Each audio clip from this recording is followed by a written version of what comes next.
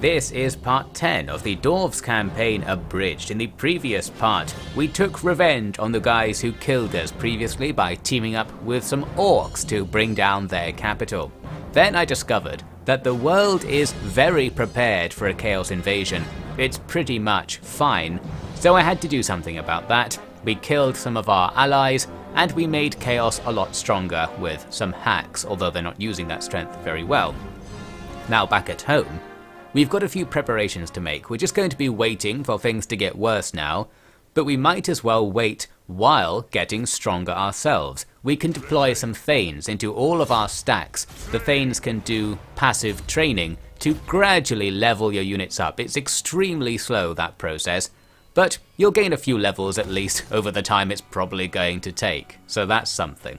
We can also start a training program in a more practical way by causing at least one of our regions to have constant rebellions, and that's what I'm gunning for here with Suddenburg, a little place in the corner I don't care about.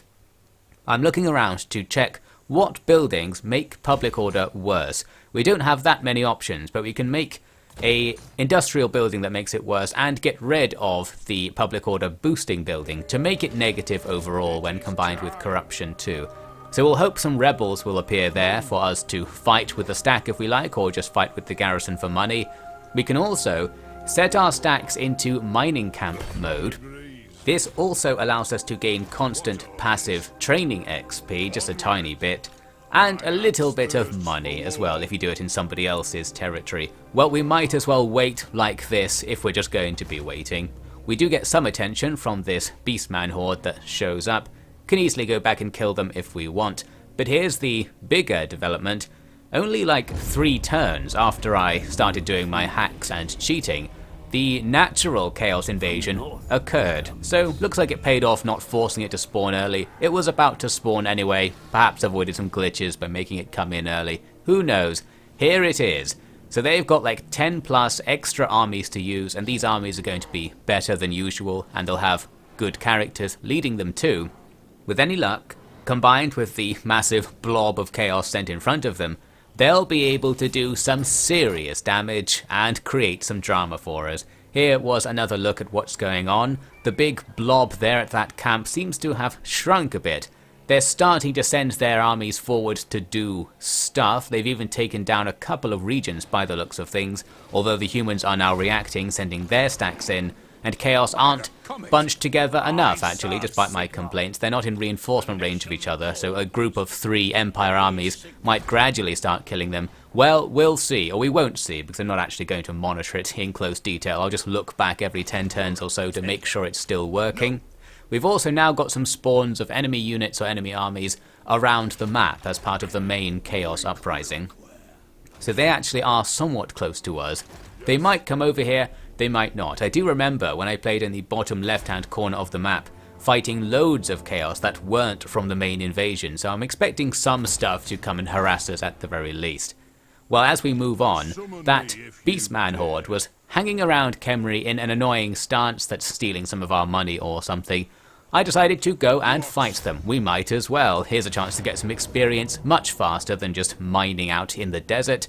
Let's kill some Beastmen. We have the advantage. I could auto-resolve this, but I wanted to do it just because it's a bit different. This is our army with the non-standard build. We're going to have a centre full of savage orcs, and all of our gyrocopters are gradually extending our right flank with our heavy axe troops, in response to the enemy clearly sneaking around on that flank as well.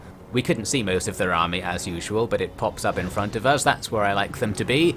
We've only got like 2 or 3 gun units in this army, so there'll be a tiny bit of blowing them up, but much less than usual. This is a very normal looking force. We're just going to charge at them down the centre with our orcs. I feel like the orcs and the Ungors are kind of the same thing. No idea what the stat lineup actually looks like there, but I feel like that's alright. We of course have our giant thing as well here on the right flank. The only problem with this thing is when you watch it closely, you notice it doesn't do very much. It attacks rarely and extremely slowly when it does attack. So I wonder if its DPS is actually quite low because it's not doing very much, it's just looking impressive. They've got some dogs in behind us, these axemen that I had in reserve. actually hold them off. Very rare for me to bother putting something in reserve, but it paid off this time. Our grenadier guy is poorly shooting into this blob due to the terrain.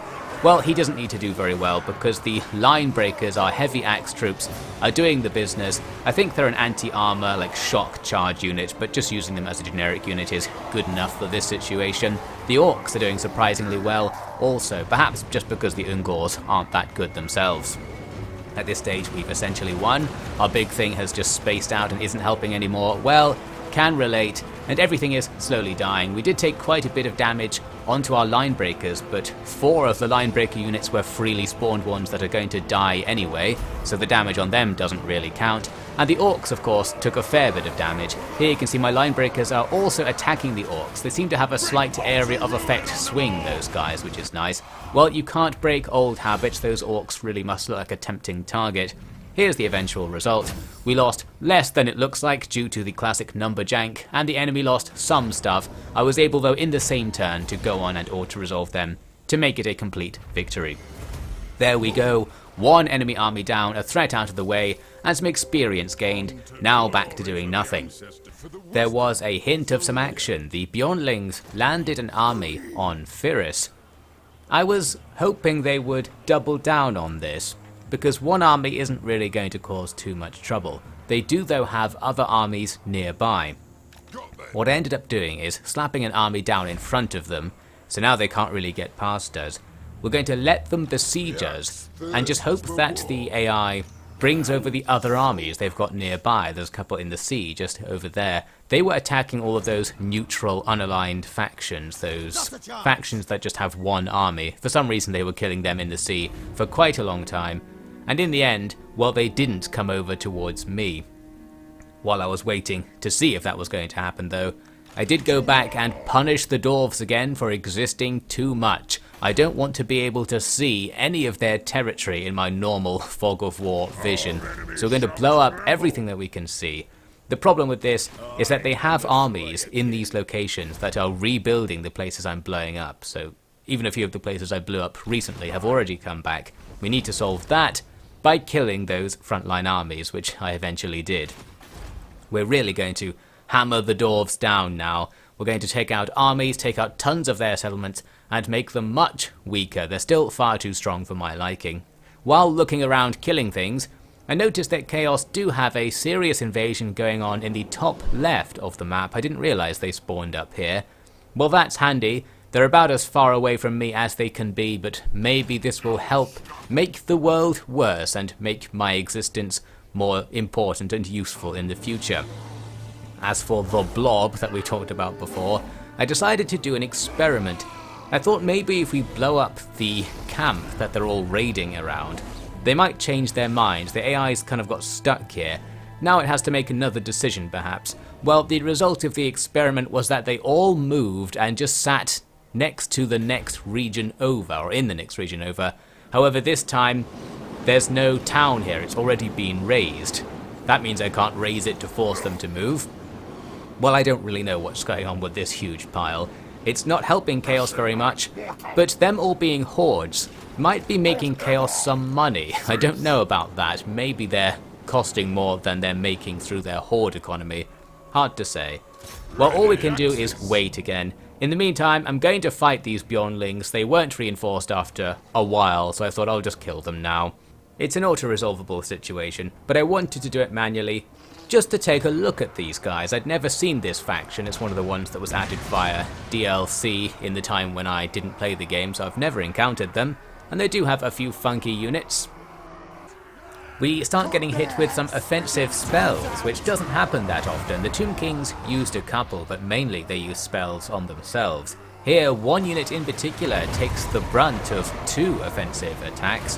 That Firehead probably should have been sent along the line to do more damage, but it still does a fair bit of damage to our frontline units right there. Now, though, it's our turn to do some damage, and their commander dies immediately as the fight starts. That bodes well. They've got plenty of nice juicy targets to shoot at, like those dragons, and these giant mammoths. They are real beefcakes, so they can take a lot of shots. But we've got the firepower to bring them down eventually, and they're only moving towards us very slowly. Down goes one of those dragons without engaging us at all. The other one has better luck and gets in amongst the gunners. Going to be inconvenient, but I do have some sentries nearby to throw axes at it at the very least. Here comes some of their monster unit. Doesn't really matter what it's called. Every faction has this generic monster unit that's basically just trolls but reskinned into something else. There they are getting shot. Here comes some of their infantry, also getting shot. Well, that's a running theme, I suppose. Essentially, we've won at this stage. They can't engage us heavily enough to deal with our shooting. These mammoths, though, do have some success because they can just stomp all over our infantry. And we're not really shooting them anymore because everybody's distracted firing at everything else. Well, everything else needs to die too, so that's still valuable. And they are having real trouble getting towards us. The knockback effect seems to be kind of working to keep them at a distance. Looks like a few grenades are being thrown in there as well. Well, they all die. Here's a little bit later when everything's trying to escape. And they're still being shot, making their escape a bit slower as well. We won't be able to finish them off as usual, but we can do serious damage to them without taking any real damage to ourselves. The mammoths appear to survive, which is probably for the best. I hear they're an endangered species. Well, actually, maybe not, because while they both survive in this replay, one of them is dead on the campaign map, because the replays do lie to you. Oh well. We're going to actually kill them immediately after this, because we need to finish them off. But yes, we absolutely annihilated these guys. They had some scary and fancy looking units, but as usual, they're just nothing. Because they can't engage you when basically your entire army can shoot at the same time and lots of them have explosive shot. We don't have the massively overpowered buffs on these guys, but they're still high rank and just good in general. The enemy will need to send a couple of stacks to kill us, but they didn't that time. That's the end of that invasion. A bit later I went to check out how things are going with the big invasion up top, and now it's starting to be a little bit more like what I expected. We're seeing some Empire territories fall, and Chaos are sending their stacks all over the place. Good stuff. Although they haven't quite committed fully to the offensive, they're still doing the blob thing, this time up here with loads of armies just surrounding this one settlement. Looks like they're in for a hard time at this fort. It's a very low level settlement as well. Perhaps Chaos will eventually destroy it and then think of something else to do. For now they seem content to watch. Here's something I did during this delay phase of the campaign. I decided to go back to war with our Tomb King neighbours, mainly just to do that. I wanted to blow up the Black Pyramid of Nagash again. This isn't going to prove terribly effective because they have one guy nearby, and that one guy all on his own actually puts the pyramid back, so we need to rush in and kill them again. Well, it's all experience on our heroes. I think you get a flat amount of experience for winning a battle on your commander or something, so killing one guy over and over again is kind of helpful. After that, there are some more serious things to do. Some Beastmen are starting to show up at Kemri as part of the Chaos invasion, and we also need to take Koffa again. It's been rebuilt by one of the pirate factions. I just let them rebuild it, thinking I'll take it from them later. And here we are, taking it from them later. This has the advantage of us not having to rebuild it. We'll take it with all of the buildings already in place. Well, actually only a couple of them because they didn't rebuild it very well. As for the battle and the war that started, well, there's nothing to it. Those guys aren't a very strong faction and we didn't see them again after this. Looked like the Beastmen were about to attack Old Door there, but they decided not to at the last second or ran out of movement. But another stack appears and does make an attack at Kemri. Kemri, though, is a capital region and it has a level 4 garrison building, giving it superior towers and a full stack of troops to defend it. Therefore, this looks pretty much fine. They have plenty of scary units once again and things I'd never seen, probably added by the mod or DLC. But we can do the strat, just make the towers shoot at everything while we sacrifice our free garrison units to keep the enemy under those towers. Out we go then. As the plan commences, our towers will bombard the enemy with these spooky skulls that explode. Handy. This wave of infantry will take heavy damage to the area of effect damage caused by the towers. More resistant to the towers' attacks will be these big monsters where the area of effect doesn't make that much difference. They are being hit by a load of other stuff at the same time though. We've got steel rain mortars shooting at them. These dogs have rushed forward and now they're just about engaging our sacrificers who are barely in position in time. We've got a few gunners shooting at them as well. In comes the stuff and the light show begins. We really just have to wait now and see how much damage our towers can do. I had most of them explicitly targeting a Cygor at the back, because the Cygor might throw stones and blow up parts of the wall or even destroy the towers. Fortunately, the AI was completely bungling things. The Cygors just sort of stood there and didn't throw their stones for most of the battle. We've got a very thin line of rifles up on the wall. Had to spread them thin to make sure all of the towers remained active throughout the fight. The only thing we need to worry about now is how quickly our sacrifices die, because if they die really fast, we might not buy enough time. They are dying quite fast, mainly thanks to this giant, and also because the skulls will be inflicting some friendly fire damage on us as well. We lose a couple of units at this main assault point, but it's not really a big deal because they have so many monsters and things that can't climb the walls that once I'm not there, they're just sort of floundering. As you can see, they're mostly standing around, not doing very much. They could spam them into the gate and try to open it, but they just didn't, so more bad AI working to our advantage. They have managed to gain the wall top on this other front. The only saving grace is that there's not enough stuff there to really make a big fuss. We can just send in our ranged units and gradually grind them down with not very good melees, and get some army losses morale debuffs going by killing everything else. They were melee attacking the wall briefly, that could get them a way in, but really all of these big units were just completely wasted, ideal for us, and now as the fight comes to a close, they're being absolutely pounded. The only thing saving them really is that they have so much health that they've lasted the whole battle being explicitly targeted by the towers, and we still haven't killed them yet. We've finally started to bring them down as they very slowly walk away, since the towers can shoot to the edge of the map, so we might as well play the rout phase and grab some more kills this way. Here's the final result. We absolutely annihilated them. We did take some heavy damage on a couple of units, but that, of course, does not matter at all. The mortars did less than I thought. It looked like they were doing a good job blowing everything up all the time, but of course they were mostly missing. They're also only a tier 1 artillery unit, so they're not that good anyway. Against monsters, I'm sure they're just useless. There are plenty more Beastmen still to bring down, with more yet appearing from the Fog of War. We're going to go right into another battle, because I wanted to try out our new special army build under Uldor, and some of the Beastmen are just standing here right for the attacking. So let's see how our new selection of units does. First off, we'll be seeing the action of these bombardment torpedo launchers, rocket launchers really, the upgraded version of the torpedo launchers. I'd mentioned I wasn't impressed with the torpedoes before, but the rocket launching version is extremely powerful and extremely flashy, a perfect combination. This is because of our Skaven technology we've taken on. You get a permanent debuff, you always have Skaven corruption in all of your provinces for having these weapons available. But in exchange, they're pretty good. They absolutely annihilate massed infantry units with their wide area of effect. And when some of the bigger things get closer, we've got these guys, the Gatling gunners. According to their stats, they do something like 4 to 5 times the amount of damage of a standard ranged unit. They have something like 1,200 DPS, which is extremely high.